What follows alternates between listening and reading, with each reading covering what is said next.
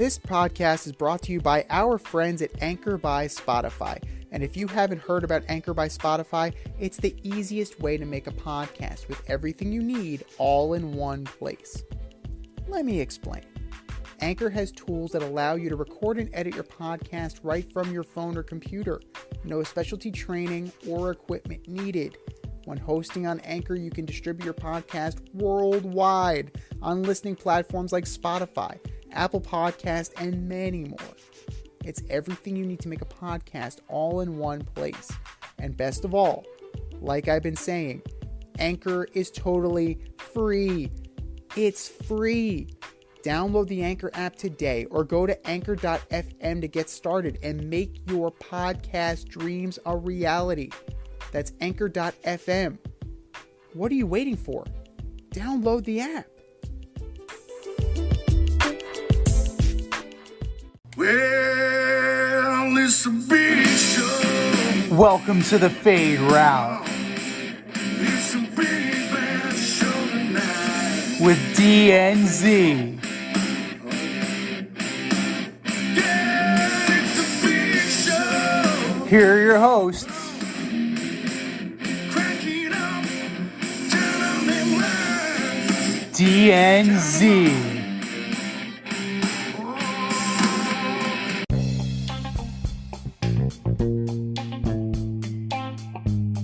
Welcome to this week's episode of the Fade Route with D and Z. I am D, and we got a killer show for you tonight. We're going to talk about the Chiefs' offense without Tyreek Hill.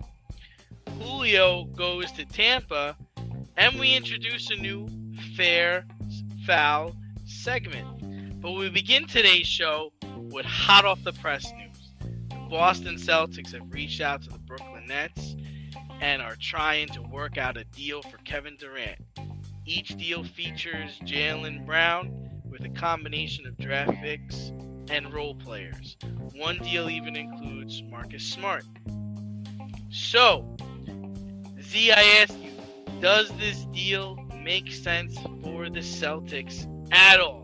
And by the way, I think we had this prior to the trade deadline of blowing up the Celtics, and now they might be doing it anyway. Apparently that's the case. Apparently what they're going to do is just blow it up and blow it up real good. Now, pardon me if I'm incorrect, but weren't the Celtics just in a little thing I like to call the NBA Finals? It's a small thing, but yes, It's sure. a little thing that I'd like to call the NBA Finals. So it's a little quizzical for me. Also, Jaylen Brown, I believe, is 25 years old, so he's not entering his age 34 season like one Mr. KD will be. And with all the drama that's sure to come, I don't know where this is coming from, especially since if you do end up including Marcus Smart in the trade, you now have a point guard problem, Right. and you need to go address that. Now, you can always reunite with your buddy Kemba Walker, I suppose, on a buy low deal, because KD's taking all the money. And it's pretty, he's 4 years, $198 million left on this contract. KD's taking all the money. It's pretty much it. What does this mean for Jason Tatum, right? How does he defer? Because he's going to defer. Like, Kevin is automatically becomes Kevin Durant's team. The team that swept Kevin Durant's previous team or current team, the Brooklyn Nets, depending on how you look at it. That Celtics team swept the Brooklyn Nets the fuck out of the playoffs. So, obviously, Taylor's thinking, I don't know what the fuck he's thinking. Clearly, Stevens and Udoka saw something in the NBA Finals that they did not like in the construction of the team with Jaylen Brown as their Robin to Jason Tatum's Batman. And they are looking to address that by bringing in Superman to team with Batman. And I don't know how this is going to work and how this may, in fact, upset the apple cart. I mean, you are getting offensive improvement, almost 11 points per game better for his career. Granted, KD's been doing this a longer time, but he is definitely the more prolific offensive player. I don't know how this is going to work, but I'm here for it. Yeah, I mean, listen, I don't really agree with you. I don't think they looked at their team and they're saying, oh, we got holes here and holes there. I think they look at their team and they're saying, we're not going to win next year with this team. We're lucky we got as far as we did. And truth be told, I think they are a player away. I do. Because I think if Kevin Durant is playing the role of Jason Tatum, they might win the finals, right? Because Tatum was awful, in the fourth quarter, and he was awful down the stretch in that series. Now, Tatum is not the guy the Celtics are willing to trade. It's Jaylen Brown in this situation, but I think this deal could work, but you're going to have to get another team involved because at the end of the day, the Celtics are going to need a true point guard, a scoring, facilitating point guard. So you're going to need to get like maybe a Portland involved where you can get Damian Lillard.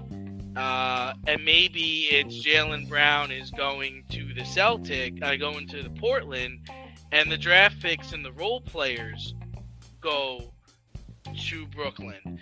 And like I said, we had this before the trade deadline where I was saying blow it up, and they just happened to go on a run, an unbelievable, incredible run that propelled them into the championship, that had them sweep the Nets. But right, isn't this Kevin Durant's MO? Go to the team that beat you, right?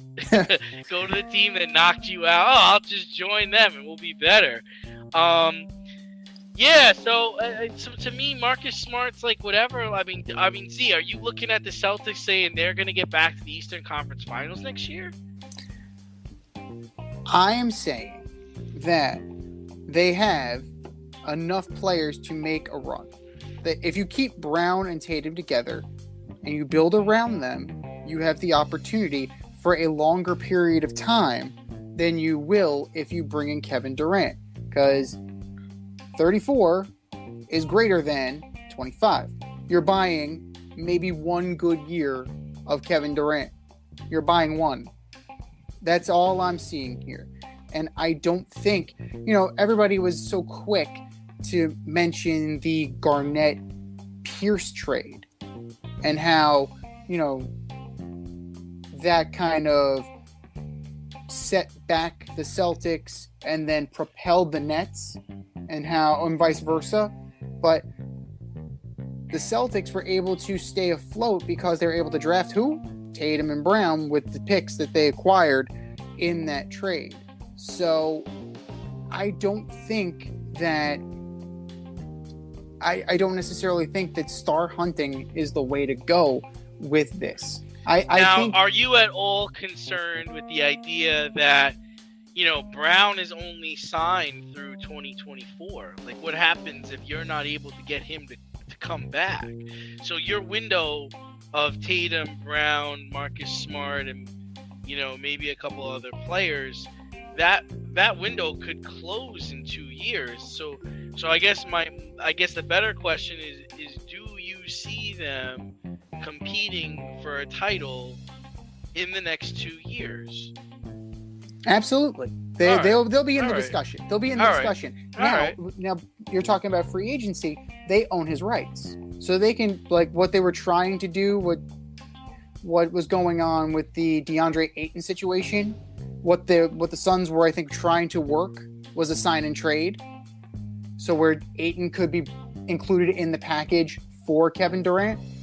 And I think that's something that would probably be something that if they can't get Brown signed long term, you can still reap the benefits of it through a sign and trade. So, this is the league that actually allows these kind of things. Yeah. So, Brown will get what he wants if he wants to be out of Dodge. The Celtics will get what they want, which are assets to build around Tatum or package for another player. and they'll be able to stay afloat. But I don't think Kevin Durant is the right move. I really don't, because if you look at the other contenders, right? Toronto, okay, of course he would want to go to one of the teams that's a recent NBA champion. The Phoenix Suns, of course Kevin Durant would want to go to a team that was recently in the NBA Finals. And the Miami Heat, of course he would want to go to another team that was in the NBA Finals. So this is his move. This is his modus operandi. If I can't beat him, I am going to go and I'm going to join them.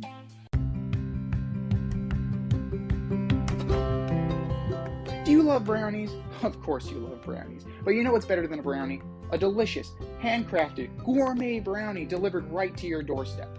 That's what our guys at Sweet Life Brownie Co. offer. Chef Tommy D and the crew offer a dozen delicious delights that you will crave, from the classic OB to Dutch apple to campfire s'mores and many more. Check out their website, sweetlifebrownieco.com, for their Friday brownie drops. At noon, their site goes live and you see what they're making. Since you're there, become a site member and earn points. You earn 50 points just by signing up. Make sure you follow on Instagram and Facebook too, at sweetlifebrownie_co, for the latest updates and their latest releases and creations. That's sweetlifebrownieco.com. Give them a call, 845-641-3043, and tell them D&Z sent you. That's sweetlifebrownieco.com, 845-641-3043. Sweet Life Brownie Co., because there's always room for a brownie. Well, NFL teams are gearing up for the regular season, and there are a lot new names and new places. If you're wondering how Davante Adams is gelling with new quarterback teammate Derek Carr, Davante thinks it's going great. But anytime you go from a Hall of Famer to another Hall of Famer, there's always going to be an adjustment. Does Davante Adams need to get drug tested, or is Derek Carr heading to the Hall of Mediocre? Well, I'm just going to nominate Davante Adams right now for the greatest teammate of all time. Davante Adams went out of his way to prop up Derek Carr, because if you look at Derek Carr's numbers, specifically in contrast to the guy that Davante Adams is leaving, there's quite a discrepancy, we will definitely say. Now, granted, Aaron Rodgers has also played 16 years, right? Granted, he sat out a few years, so we'll call it 14 years as a starter. Derek Carr is going into his 8th season as a starter, so the numbers are skewed based on time. But 57-70 is a quarterback record, not great. 31,700 yards, solid, not Did you spectacular. say he's 57-70? 57-70. So he's under 500. By a lot. Okay. By a lot. Just By a checking. lot. Now, this team is not going undefeated, right? The Las Vegas Raiders are not going undefeated, so that quarterback, that loss record is going to go up. The only thing he is really close to Mr. Rodgers in is completion percentage, where they're a different. Rodgers has a 0.3% higher completion percentage, 65.3 to 65, but 449 touchdowns to 193. Passer rating of average of 104.5 compared to Carr's 92.4. More picks compared to Derek Carr. Aaron Rodgers is 93, supposed to 85. But realistically, if we're doing a strict comparison, Davante Adams is a great teammate, and they were college teammates. What do you expect? That's part of the reason why he chose Vegas as his landing spot to begin with. I don't expect anything. I just don't understand. Why do you guys feel the need to say things like this? Like, why can't Derek Carr just be a good player? Why can't you just say, "Hey, I'm excited to be here. I'm excited to play with Derek Carr. I've played with him since college. He's a really good quarterback. I'm looking forward to gelling with him again." Why why put him in the Hall of Fame? Why give him a gold jacket? What are you just giving out gold jackets for, man? Like, just saying Derek Carr is on par with Aaron Rodgers is almost like a diss to Aaron Rodgers, right? Derek Carr hasn't even won a playoff game, man. And you just mentioned he's under 500 as a starter. We could try to figure out Carr's legacy at another date and time, but I don't see the need for this. And let me ask you this: like, if Derek Carr was to get, I don't know, if he was to get released tomorrow, who the fuck is calling the Raiders? Who's calling Derek Carr? What team in the NFL is gonna call to try to get Derek Carr in the camp? Well, let's see here. Houston Texans? Houston Texans 1, Giants 2, Bears 3. No way. I think he would call. Hallis Hall is not calling that guy. No way. They're going to call him because they may believe in Justin Fields, but that doesn't mean Justin Fields can stay on the field. There's a reason why Andy Dalton got in games last year. There is a reason why. So if he cannot prove that he is able to stay on the field, Derek Carr will be able to. They will call Derek Carr, absolutely. The Cleveland Browns, if this Deshaun Watson thing is a bust, and they can't get Jimmy G, anybody who can't afford Jimmy G or don't want to shell out that for Jimmy G will pick up a released Derek Carr. Seattle will do the same thing. Jimmy G's about to go to a team for a ham sandwich. I mean, I don't know if you heard, but they had a meeting this week with Jimmy G, John Lynch, and the head coach Kyle Shanahan. Mm-hmm. And after the meeting, it was, this is Trey's team. So Jimmy, who are you gonna take? You're gonna take Jimmy, or you're gonna take Derek Carr? Well, both guys are available. Both guys are available. Both guys are healthy. Both guys are available. Both guys are healthy. Yeah. I would take Jimmy G because he's younger. Of course. You're taking Jimmy G, but he's younger. But that's the thing. Like, you're also taking into a fact that, number one, like, he's got to fit the system. Derek Carr may not necessarily fit the way Jimmy G fits in certain systems. Like, right now, if the Giants got Jimmy G from the Niners, he would fit seamlessly into that system. He definitely would. If the Patriots said, nah, Mac Jones isn't working for us, seamless fit. The Patriots, same thing. He's not check down Charlie, but he's definitely he takes the safe bet. Derek Carr likes to take chances. Jimmy G does not. So if you're looking for a guy who wants to, if you're looking to air it out, Derek Carr is going to be the way you want to go. If you run a more conservative offense, then Jimmy G is going to be the way that you're going to go. So it all depends on fit. And right now, it looks like there isn't a fit anymore in San Francisco. That is for sure. I don't know if it's not a fit. I just think that they're doing their plan. Like, this was their plan. Their plan was to draft Trey Lance, and their plan was to have him become the starting quarterback in year 2.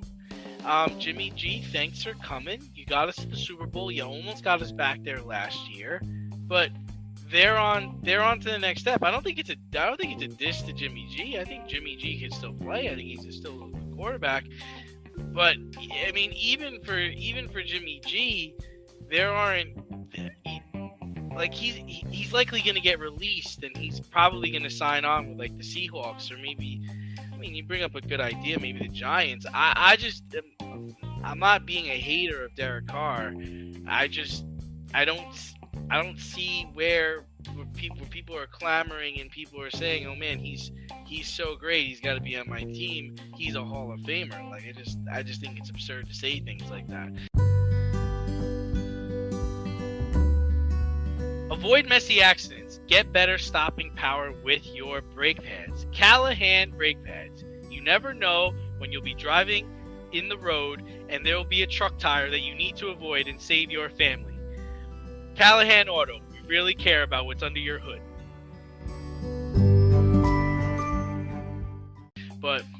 while Davante Adams is settling into Vegas, the Packers signed their GM and head coach to extensions. Apparently, they're doing something good in Green Bay with the championships they're winning. Does that remove LaFleur and Gutekunst from the hot seat this season? Well, that is, they can express all the confidence they want in Matt LaFleur and Brian Gutekunst. You can do this, right? And Russ Ball, the vice president and director of football operations, also got an extension. So, clearly, Mark Murphy seems to be thinking that they're doing an okay job there, and the results have been there, right? You're looking at 13-4, 13-3, 13-3.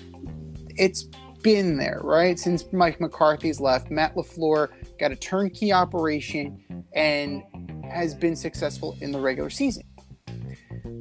Now, all it takes is one tiff with Mr. Rogers, and this all goes to shit again, right? He's making, they're making nice now because they backed up the truck and they paid him.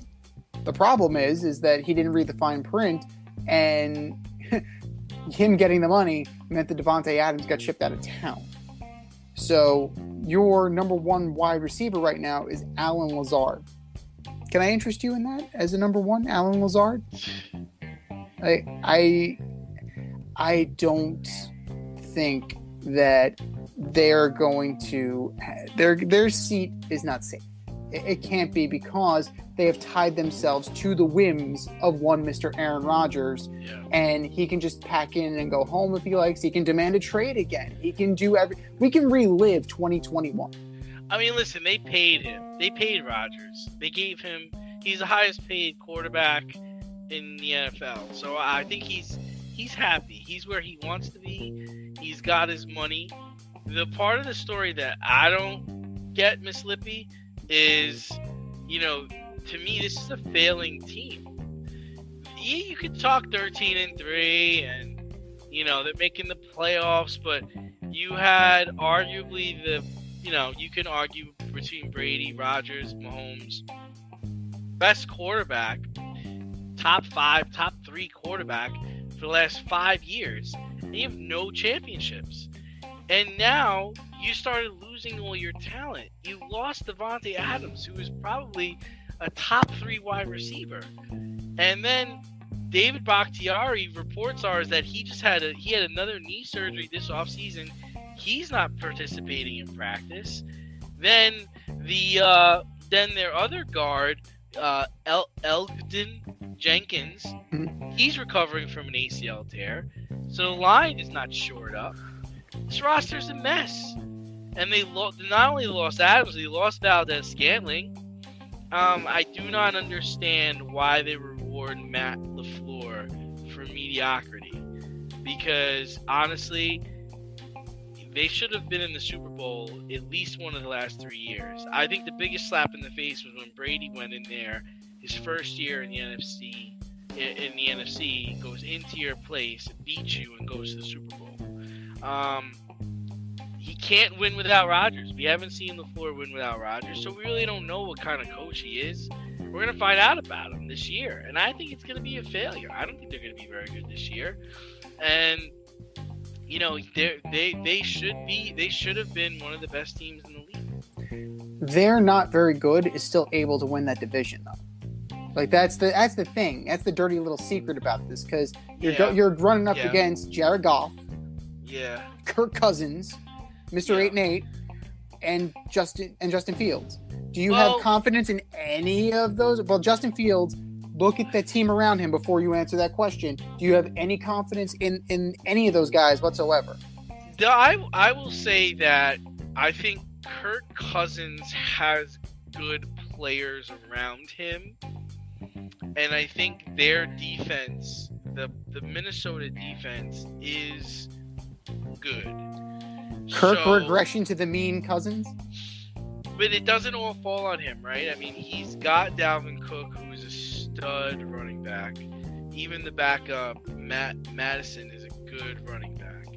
Then he has playmakers at the receiver spot. You got Jefferson thinking he's going to take Adams' place as the number 1 wide receiver in the league this year.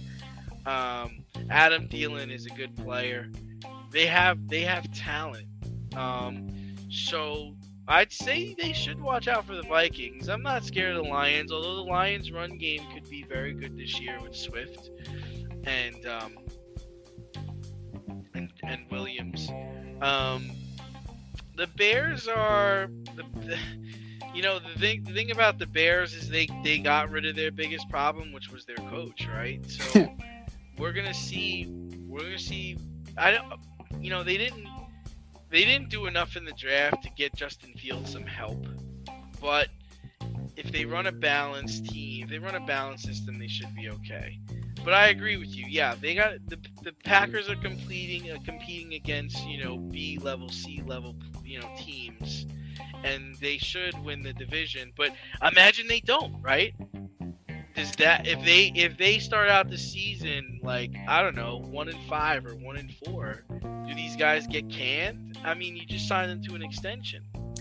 I think if you're going to put them in order over who gets canned first, the GM gets canned before the coach. And here's why. Hear me out.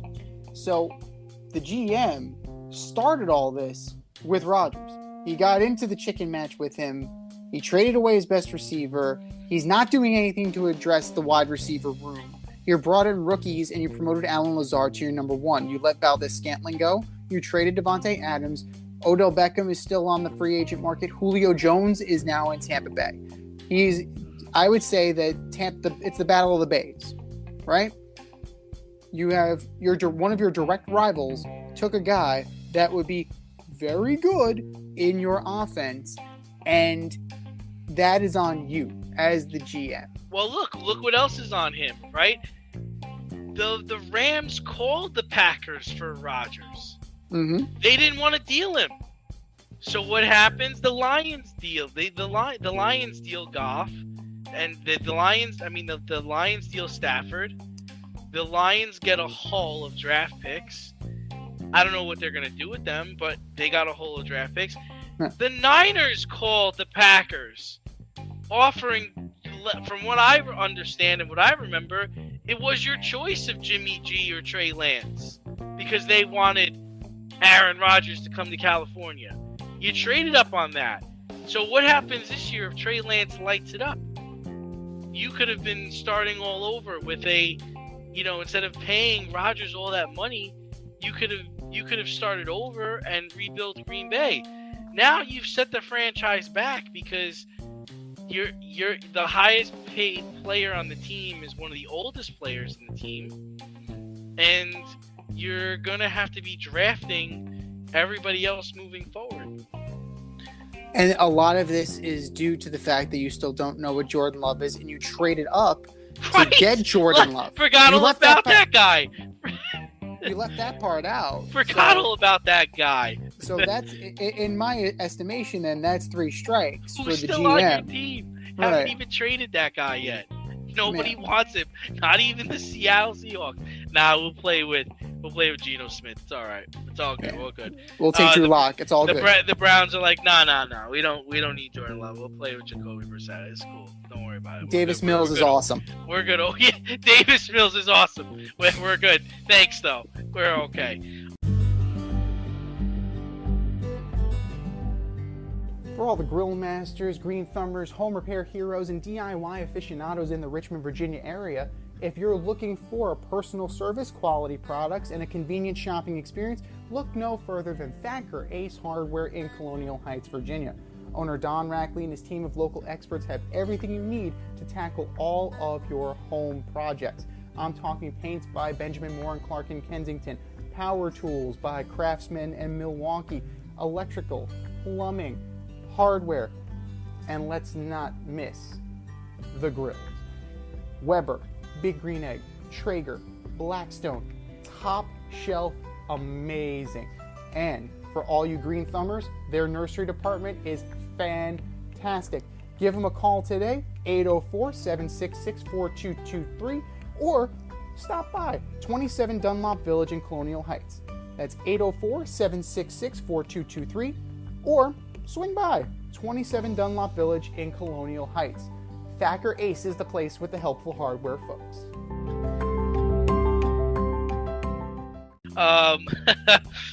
So, sticking with the NFL, a few NFL teams released throwback uniforms and alternative helmets that they plan to use this season. Were there any uniforms you liked? Were there any uniforms that made you throw up? Well, what I didn't like. Let's start with what I didn't like. A lot of them are cool. I will give you that. Like, I'm not a fan of the Eagles. Like, it's okay. Like, the black, whatever. The Texans with the red, okay, it's part of their color scheme. That's fine. The Washington Commanders, I don't know what's so retro about this, to be perfectly honest. But maybe that's me, because, their uniforms are trash. They're absolute hot garbage. The biggest offender for me is the Chicago Bears. The Chicago Bears are an iconic team. It would be like the Yankees doing an alternate uniform. You're above this. You're the Chicago fucking Bears. You do not need to buy into this crap to sell what? Mini helmets? Like, what are you selling here? You're doing an orange with the navy blue C. Like, okay, like, people don't buy helmets, people buy jerseys. Like, I don't know what's going on in Hallis Hall. Like, they're trying to also put a roof on Soldier Field. Like, hello. But Chicago, right. The record scratch. That's the moment they fucked up. As far as what I do like, Carolina looks awesome. I do like the white star for Dallas. They're gonna roll with that on Thanksgiving. And when we ordered up my all-time favorite uniforms, all-time favorite jerseys, the Giants are rolling them back out again as an alternate in their Heritage game, right? For the classic blue uniforms are going to be in the Washington game and in the Chicago game. So, like, I'm very excited that those are going to be out there and harken back to better days. Yeah, so for me, I'm with you, man. Like, the Bears jerseys are awful. They're supposed to be the monsters of the Midway. And they look like the Orange Crush. Like, what are you guys doing? They got trolled by the Cleveland Browns. I saw that. Right, it looks like a Cleveland Browns helmet with the navy blue C. And the uniforms look like the actual uniform itself looks like a Cincinnati Bengals uniform without the stripes. Then let's talk about the Bengals. All white helmet, all white uniform with black stripes. That's a fucking zebra, not a Bengal. The fuck are you guys doing? Do you know what animal you are? But how are we going to differentiate them from the refs? It's gonna be very interesting. Oh, jeez, awful. But yeah, I'm sticking with. I mean, for me, the Texans was cool with the red helmet, but to me, the best was the Panthers. The black helmet, black uniform is nice. They probably should stick with this going forward. I think silver. Silver's so 90s. It suits them. It suits the Panther. It suits that team name. Even their Carolina blue is nice, but I'm sure that would go good with the black helmet as well. But this is just something the NFL is doing to try to drum up more revenue. And really, to me, I think it's just a waste of time and waste of money. Well, it's like the City Connect jerseys in baseball. Like, why? I understand, like the Boston Red Sox, right?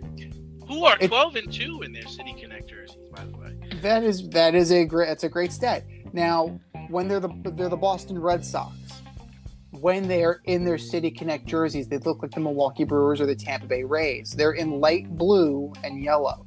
I understand that it's supposed to be an homage to the finish line of the Boston Marathon, but if you don't know the context, it leaves you scratching your head. Like, you have the Astros, okay, Space City, whatever, cool. Like, you have, your NASA Central. Like, it's all just an elaborate money grab. And that now the NFL is buying into it too. But it's like you said, it's not like they can sell helmets. But you could sell the jerseys, but the time and the money and the effort that goes into putting these things together, especially when you change the helmet, because then everybody's got to get fitted with a new helmet.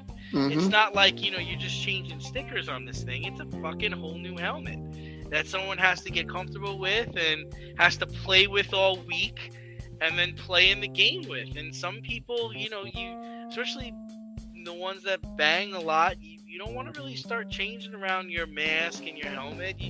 You want to stick with what feels comfortable. I'm not really a big fan of it. I just don't think it should be forced, right? And to me, Chicago's forced. The Panthers is a natural. The Eagles is also a natural. Like they naturally had the black before. Texans is something different, and they're a team that's struggling. They're having a tough go. So sure, but look at the Bears. Now, while we're talking about the Bears, let's talk about the stadium thing. Listen, at the end of the day, I agree with you. Bears should stay where they are. They shouldn't have a dome. It's Soldier Field. It's windy. It's tough to throw there. It's tough to throw there if you're the Bears QB. Everybody else seemed to have figured it out. But I think that's a lot of the issue, But it's like it's an identity thing, right? Like what do you become once you put a roof on this thing? The thing is they're going to put a roof on it because they want it to be more of a year-round facility, and it's hard to go against that. To me, that makes all the sense in the world. Like, if you want to make it retractable so that when it is swirling and cold outside, you open the top, go for it. But really, moving forward in America, in football, these stadiums need to have retractable roofs, because this can't be a place that's just utilized 10 weeks out of the year. It's got to be something that the town or the city is able to drum up interest in, is able to run events in, not just basketball, football, baseball, but actual events, outdoor concerts, what do they do? Those beer expos. It's got to be something that's multifaceted, so that the city is able to use the dollars, get the tax revenue, get people coming in to see the venue all year round. So I agree with you in the sense that, Chicago's iconic for having, it's a tough place to throw and it's a tough place to play. But if you're going to ask the city to split the bill for this thing, then we got to maximize our revenue on it. Well, the NFL is going to do that because you are going to pay an arm and a leg to get there. Like, that's just what the PSLs and the average ticket price and event pricing, you're going to get your money back. And that's the one thing that the NFL doesn't need to worry about, is how they're going to recoup. How they're going to recoup for this. Chicago, it's a multi-purpose stadium as is. Like, you do want to have it more of a convention center because, they're not going to go to the United Center for their conventions. So you're looking at, the Chicago Fire plays there in the MLS. You do have outdoor concerts, but I see where the monetary thing is coming from. But you are going to eventually, it's going to become an identity issue. And it becomes kind of counterintuitive if you think about it, because it'll be closed in the summer and then open in the winter. Right? They're going to have it open in the winter because they're going to want to maintain that home field advantage of it being cold as fuck and windy as fuck. So, you would think, if I was running the Bears, that November 1st, lose the key. We're not retracting this goddamn roof. We're not doing it. We're making Figure it out. Coach Mike Westhoff, figure it out. I started reading it. It's a great listen, Coach. Hopefully we can have you on. But, that's the thing. Don't cut off your nose to spite your face. And this feels like, in terms of a money grab, you're going to lose the advantage that you have. And I understand it's the way of the world with retractable roofs and trying to make this more of a comfortable environment. But football fans generally, the diehard, dyed-in-the-wool fans, don't complain. They'll go and they'll get tanked up and it'll be awesome. Are you in need of air care maintenance or service? I have the company for you. Air Care Technicians. They service the Westchester and Northern Bronx area and can help you with all your heating and cooling, maintenance, and service needs. Just give them a call at 914-315-1547. Again, that's 914-315-1547. Or shoot them an email at aircaretechnicians@gmail.com. These guys are the real deal as they are veteran-owned, licensed, and insured. Make sure to tell them that D&Z sent you. Yeah, well, talking about people, taking the money, Tyreek Hill is settling in nicely with the Miami Dolphins. But there are questions surrounding the skill positions of Tyreek's old team, the Kansas City Chiefs. The Chiefs brought in Juju Smith-Schuster and Valdez-Scantling to play alongside Mecole Hardman, while Jerick McKinnon, Ronald Jones, and Clyde Edwards-Helaire will be a triple threat in the backfield. Oh, yeah, and they still have that guy, Travis Kelce, one of the best tight ends in the league. But Patrick seems to think the offense will be better without Tyreek Hill this year because it will be more diverse. Is that how you see it, Z? Well, Travis Kelce also $3 million richer because they actually put some money back that was deferred. They actually paid him this year for that. It is diverse. I will give them that. You have Jerick McKinnon as your third string running back, right? You have Rojo, you have Clyde Edwards-Helaire. Now, that's a good running back room. I will give you that. These wideouts, I'm not too keen on them, right? Compared to Tyreek Hill, let's look at Juju. Juju's not Tyreek Hill. It's not the same skill set. Who is your deep guy here? It's not Valdez-Scantling. Not really. Mecole Hardman's a kick returner. He's not really a number 2 receiver. So I think you're a little short when it comes to the wide receiver room. And as long as Travis Kelce is healthy, you'll be fine. Because Travis Kelce is literally the only tight end worth his salt on the roster. Everybody else appears to be a blocking tight end. So, Patrick Mahomes is trying to talk these guys up. He's trying to, again, be the teammate that Devontae Adams is. So kudos to Devontae Adams once again. He didn't start throwing out the Hall of Fame thing. Sorry, at least he's not giving out gold jackets. That's right. Well, not yet. Give him time. Give him time. The season hasn't even started yet. But there are definitely some holes, particularly in that wideout room. And, could they be better? Sure. Because it's not going just through Tyreek Hill. But these guys are going to struggle. They are going to struggle, including Josh Gordon. I'm going to throw Josh Gordon in there too. They're all going to struggle to try and make up for the production that Tyreek Hill made. Yeah, I just think they're not going to be as dynamic on offense. I think they gotta be simpler, and it's a good thing, right? Because part of the problem they had, the last couple of years, you get into shootouts with teams, and your defense is exhausted, and they're look, when you play the Bills, it's just you just go back and forth, scoring, and you need a slower pace of game. Listen, Andy Reid had success with Freddie Mitchell at wide receiver and Donovan McNabb at quarterback. He'll get in the lab and he's going to figure it out. But these teams, they had the Andy Reid teams. They had a special running back. They had Brian Westbrook. That was a big part of their offense. I think they need to be more of a run-first team, especially since they got they have these backs. Each back is capable of going for 1,000 yards. McKinnon can go for 60-plus receptions easily. Pick your spots with bombs to Hardman, Scantling. Kelsey's your number 1 guy. He should probably have his best career year this year. And Juju is going to be your possession receiver. That's what he is at this point in his career. I can't imagine him coming in and, lighting it up. Tyreek Hill is just like one of the fastest people alive. You couldn't catch him for nothing. And even he went quiet at times. He was on my fantasy team last year. He still finished wide receiver 3 or 4, Wow. So I think offensively they'll be less explosive, but they'll be okay. The defense is really what's gonna get this team. Well, that's the thing. Who does this team remind you of? What does this team remind you of? It reminds you of those old Philadelphia Eagles teams. Like he remade this team to fit the coach that he used to be.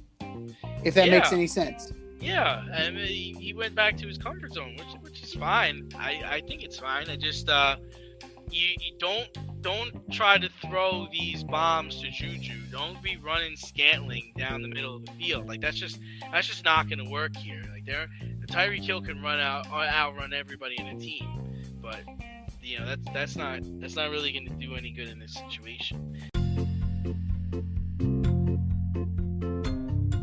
We love youth sports. Not only do they get the kids out and active, but they promote teamwork, sportsmanship, friendship, and fair play. One of the Fade Route's favorite youth sport partners is Ossining AYSO Soccer.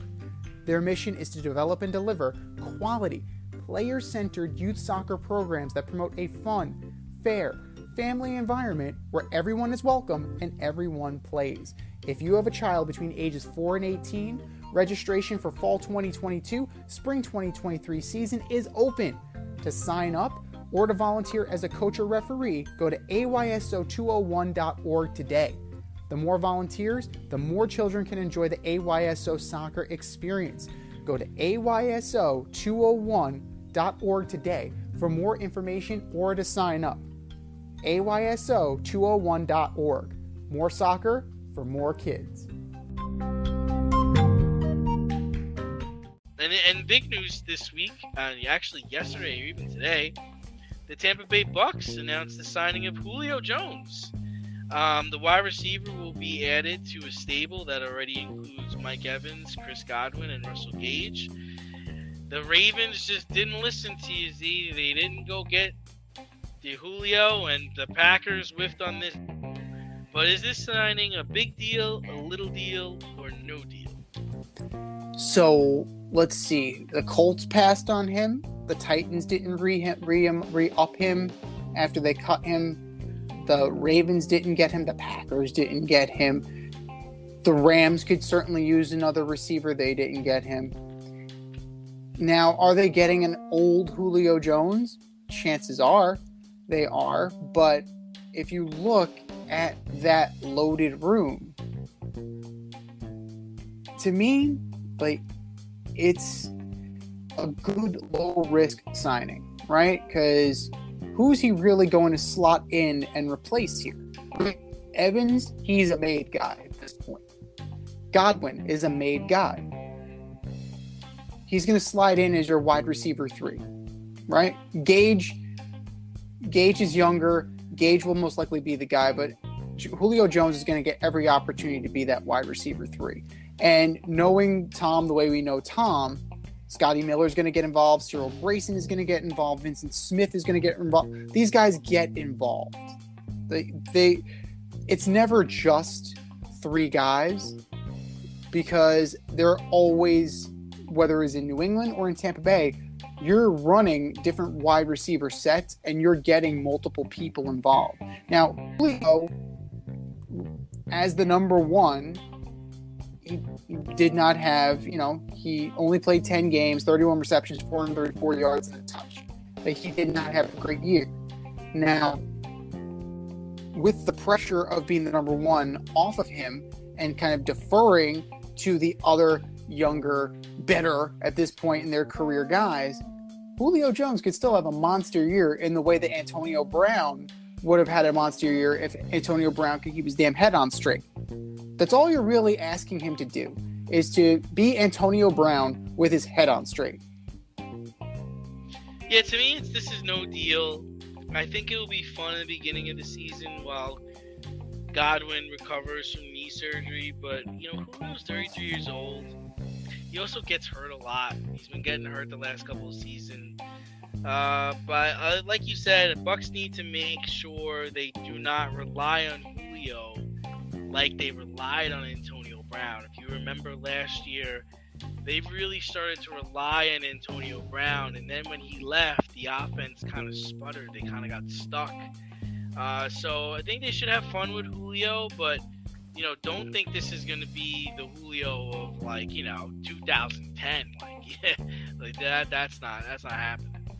No, absolutely not. Like, you have to understand where he is in this point in his career. Or rather, And 2014, 2015, or 2014, like that. yeah, and then you also have to take into account this is where Julio is going to prove his worth, because tight end is significantly diminished with the retirement of Gronk, right? Gronk is gone. O.J. Howard is gone. They brought in Kyle Rudolph. Kyle Rudolph is solid, but he's not a dynamic player. He's a great fantasy player because in the red zone, he'll get you touchdowns. He hasn't played fantasy the last couple of years. He's not that great. Because Kirk Cousins was throwing to him, and last year was Daniel Jones. So you put him with Tom Brady, it might make him a resurgent tight end. Yeah. Same thing with Cameron Brate. You actually put Cameron Brate in. Like, Cameron Brate, he has shown in the past, he's demonstrated in the past that he can be a viable option at tight end. But Julio Jones is another big body, and that can kind of take a little bit of pressure off of these guys, because he also can do what these guys are doing. And there's really not much on the tight end market right now. Like, who are you going to get? Like, Ebron, Jimmy Graham, Chris Herndon, Jared Cook. Like, wow, all those guys are available? Like, retread guys. Like, these are guys, we'll see. Like, and, you never know who gets cut, who doesn't get cut. But it'll be nice to take the pressure off of the other position group. But the tight end is something that Tom Brady likes to feature. Like, it's a position that Tom Brady relies upon. And I wonder if this is going to be something that kind of bites them in the ass later in the year. It's great that they have all these wideouts, right? But tight end is a position that he can rely heavily on, and running back too. Leonard Fournette, supposedly, if we believe what we are told, he came into camp at 245 pounds. Like, that's a little heavy. That's a little heavy for a guy his size. And he will definitely get back into game shape. I don't doubt that. But Rashad White is your number 2. Keyshawn Vaughn is number 3. Gio Bernard still kicking around the league. So they're going to they need to focus on running back and tight end. Those are two positions that definitely will need to be addressed at some point going forward. But as far as wideout goes, I don't see any issues. And I think Julio will have a representative season. He's not going to be the Julio of old, but he's definitely not going to embarrass himself. We'll put it that way.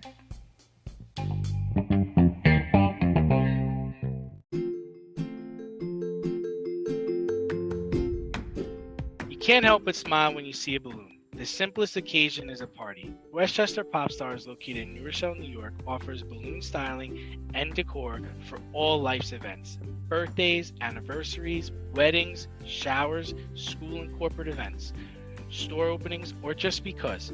Westchester Pop Stars takes balloons and shapes them into works of art, creating decorative installations for your special occasions. No event is too big or too small, and their custom personalization service is top-notch.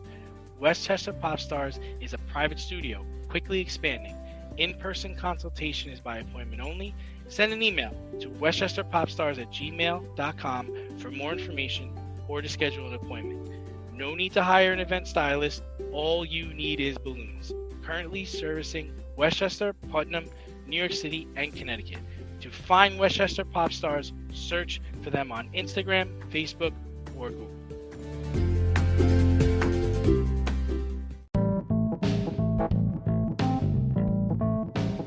Fair or foul? Judging the more messed up moments of the week.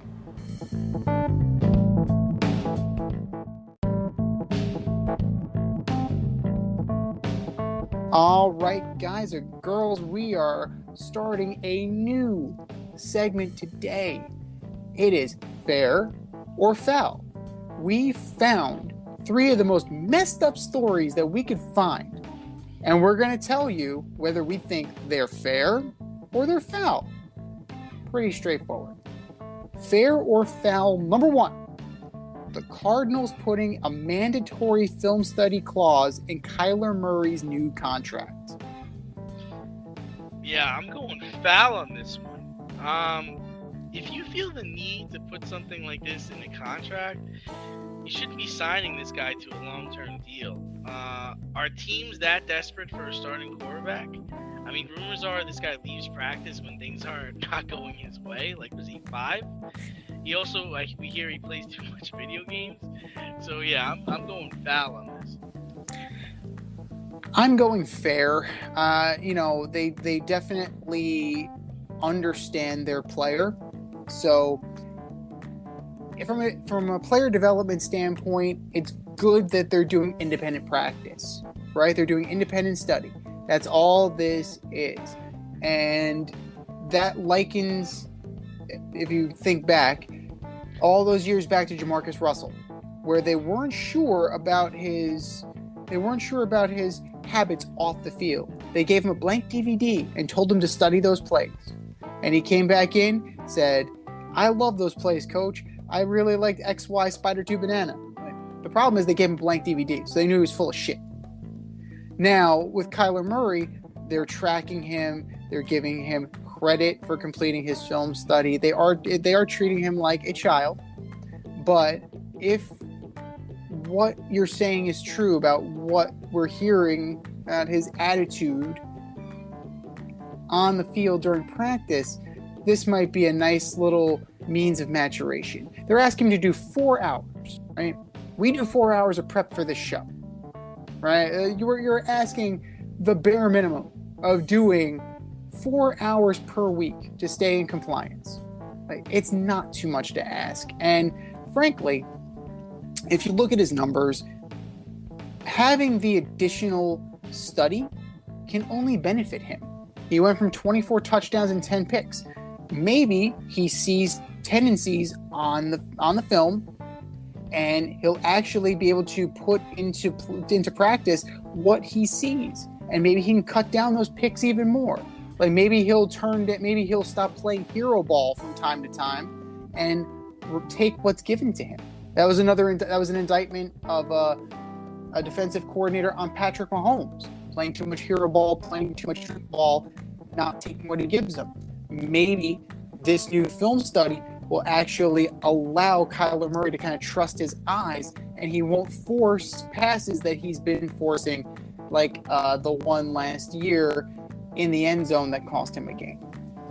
Fair or foul, number 2, the XFL dropped New York and LA from their team cities.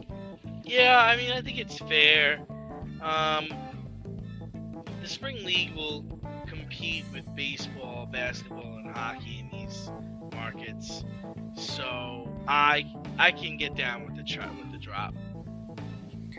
I think it's fair too.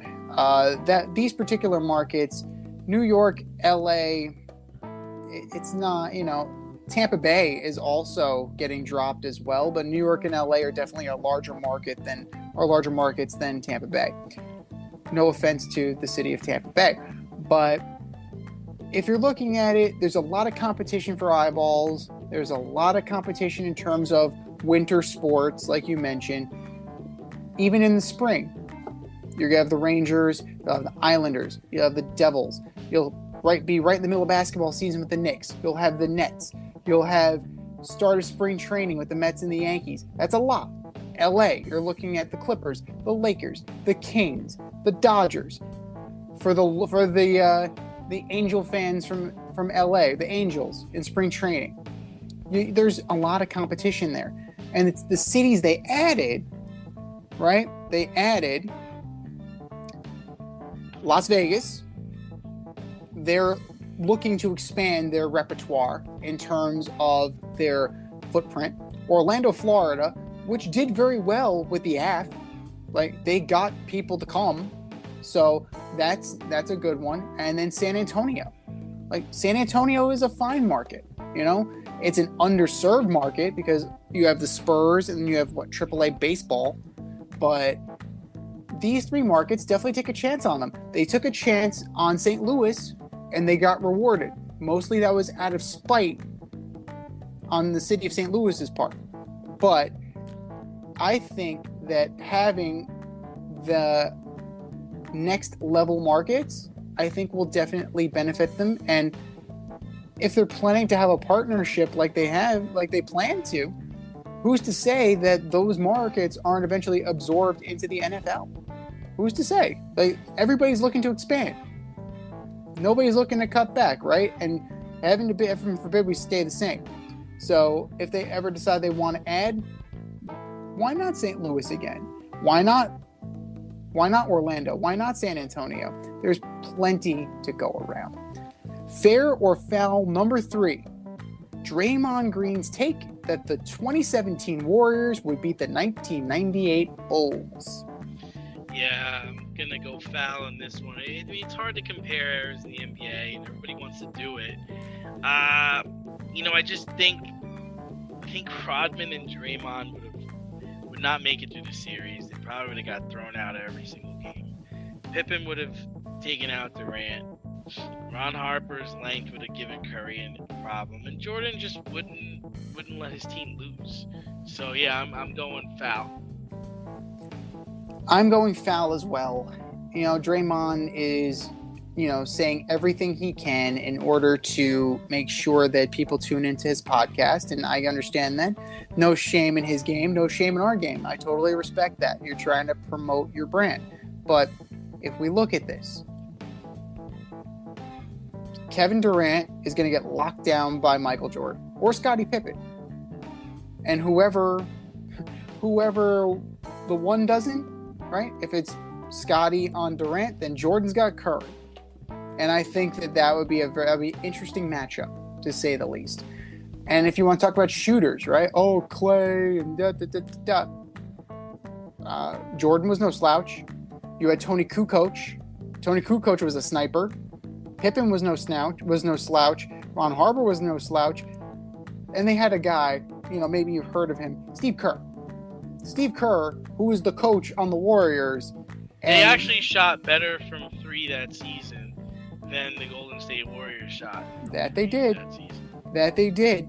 They absolutely did. So I think it's a foul statement. Absolutely. And I don't, he said they would win by double digits and they would kill the Jazz. I'm not even so sure they would kill the Jazz by 40. I really don't see that because, Jerry Sloan, Hornacek, Stockton, Malone, Ostertag, I believe, was on that team. Shannon Anderson. Like, Isley. You had guys on that team. So I understand that comparing eras is difficult. And it's a pointless exercise. But you can't argue with what we've seen, and we can't argue with what we know as facts, and that the 98 Bulls team was, they were undeniable. And let's not even talk about down low, right? You had Rodman, Longley. Come on. Come on. Like, who was the center this year? Kevon Looney? Okay. Sure. That's fine. But kudos to Draymond Green. He got us talking about it, but stop. Just stop.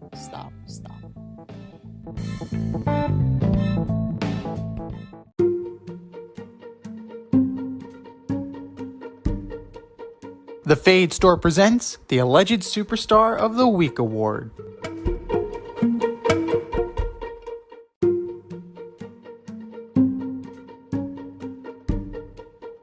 All right, boys and girls, you know what time it is. It is time for the Alleged Superstar of the Week. Here's how it goes.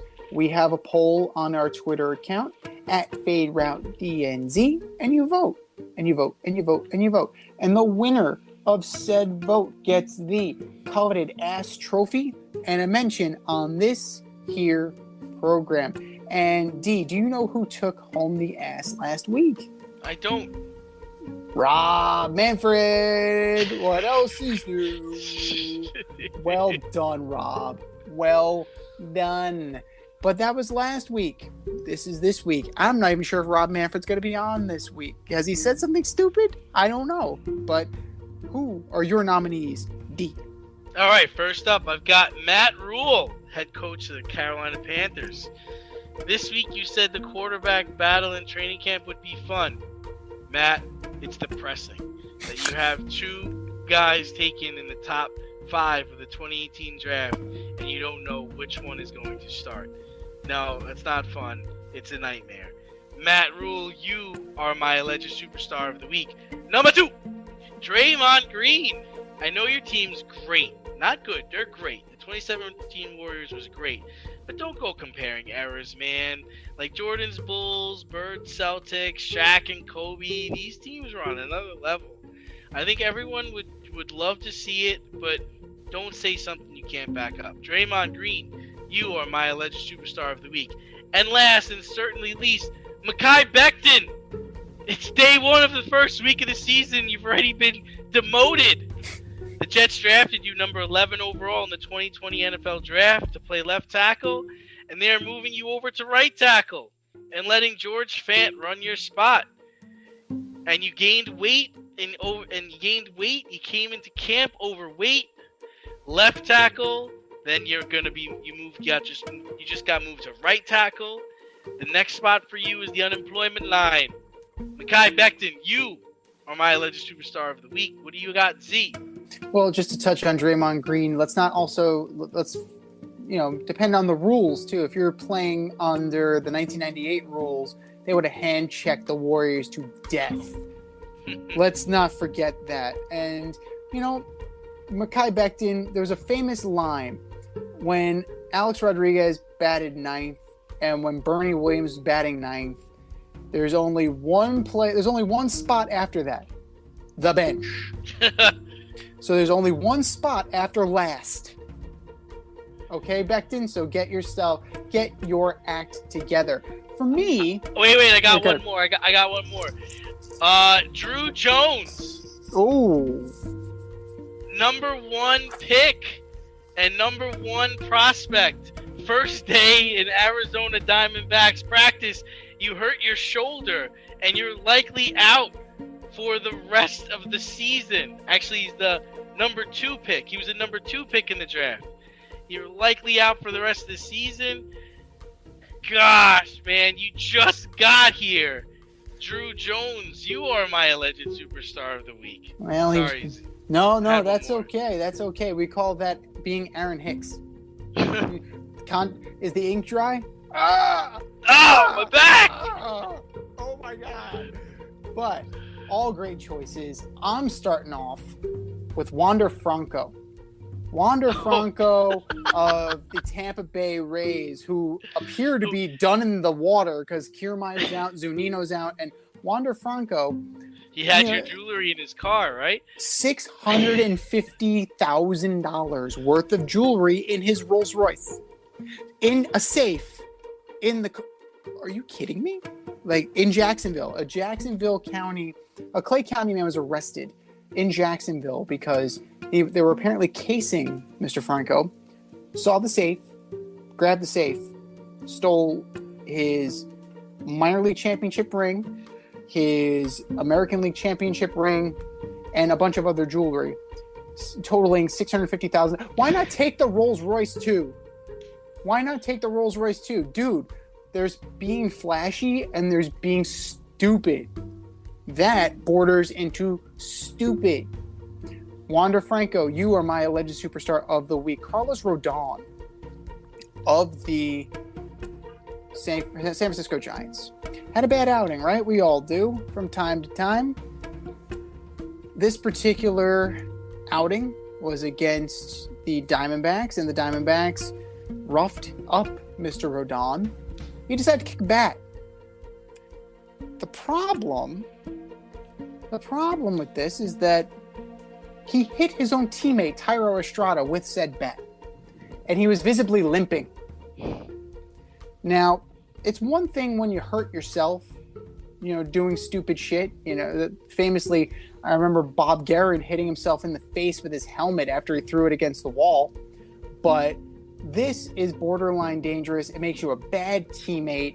And I happen to have some audio from the dugout. This is going to be great. Let's see what we have here. Ah.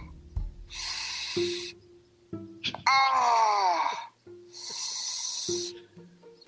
Ah.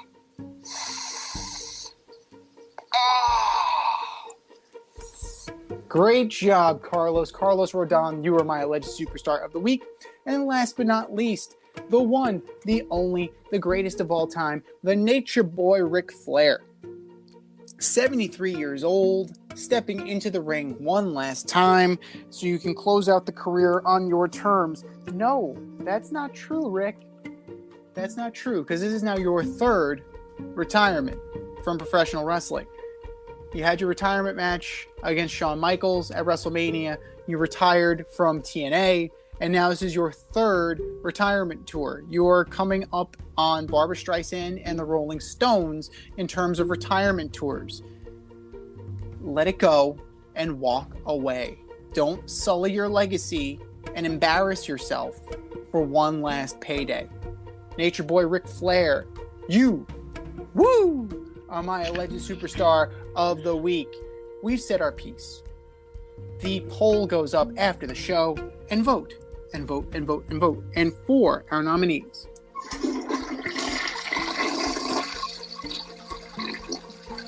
just do better, boys. Just do better.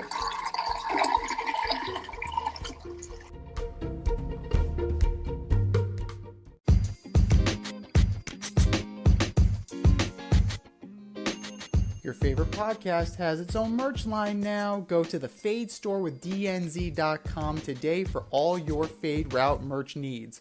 I'm talking tank tops, t-shirts, sweatshirts, like yoga pants, we got those too. Like some cool accessories, we got those too. And we're not done yet. We have so much more planned for you, but check out what we have today at the Fade store with DNZ.com.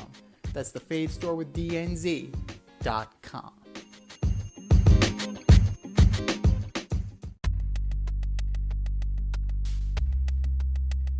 Order up!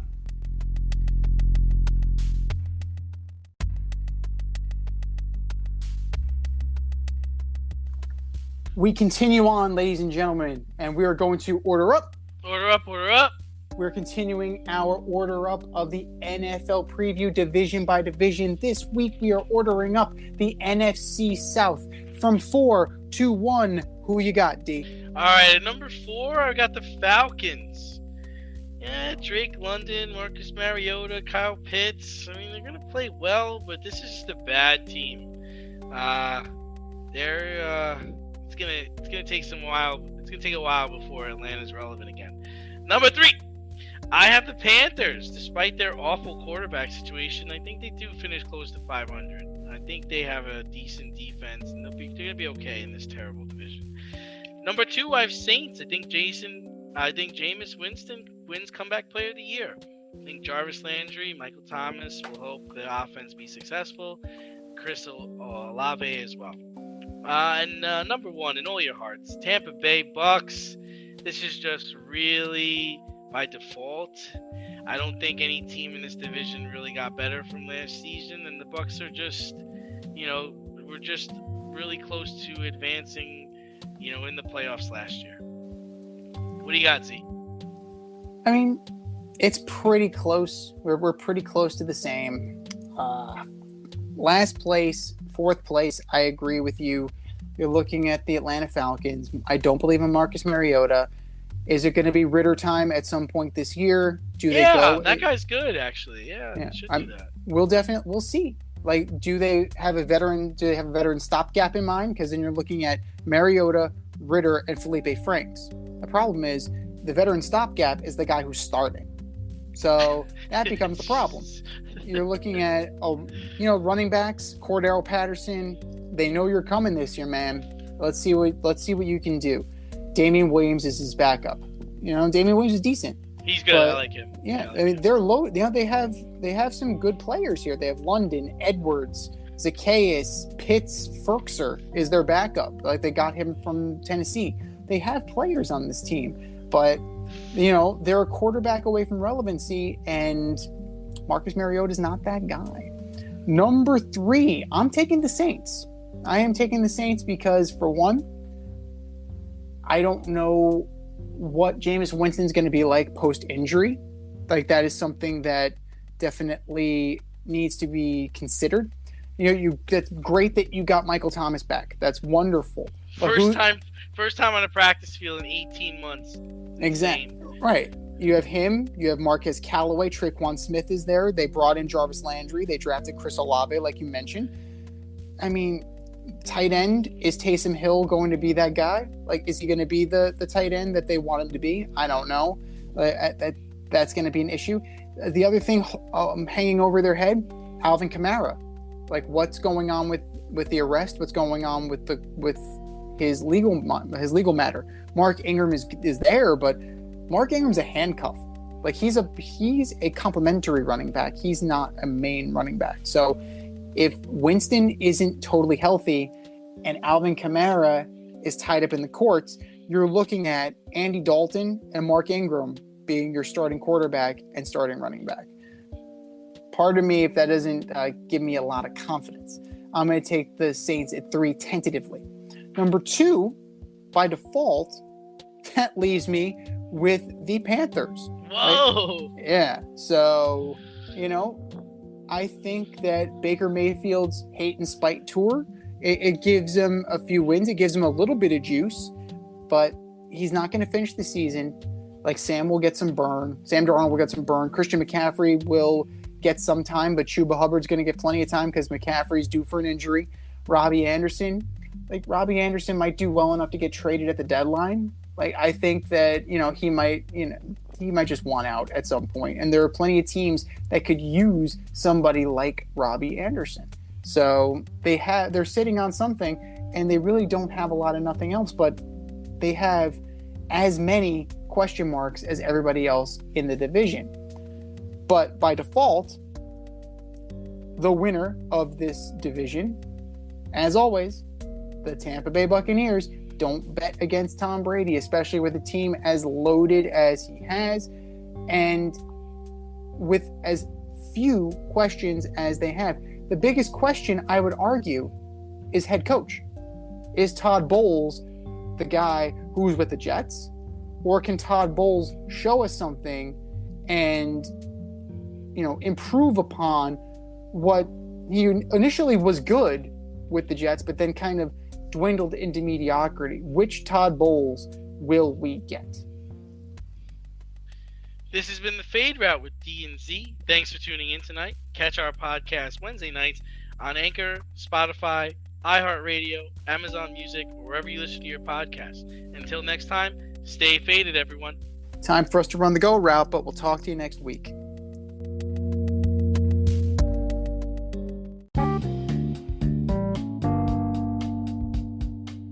Want to get on the action, we want to hear from you. Hit us up, faderoutemail@gmail.com. Slide in our DMs on IG @FadeRoutePodcast. Drop us a DM on Twitter @FadeRouteDNZ. Comment on our YouTube channel, The Fade Route with DNZ. Questions, comments, picks, segment suggestions, you name it, we want to hear from you. Get at us, in crowd.